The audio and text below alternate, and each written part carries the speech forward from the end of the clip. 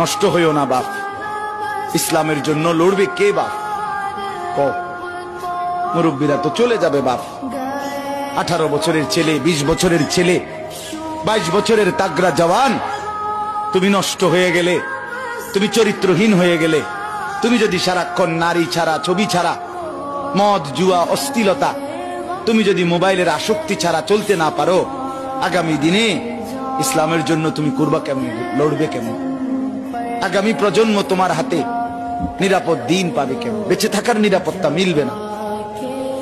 বেঁচে থাকা 53 বছর বাংলাদেশের বয়স, 53 বছরের সমাজে বেনামাজির সংখ্যা যদি এত বেশি হয়, 53 বছরের ভিতরে মোবাইলে আসক্ত যুবকের সংখ্যা যদি এত বেশি হয়, 53 বছরের ভিতরে বেপর্দা নারীর পরিমাণ যদি এত বেশি হয়, এত মসজিদ মাদ্রাসা চারদিকে থাকার পরেও যদি এই মসজিদ মাদ্রাসা ষড়যন্ত্রের কারণে কমে যায়,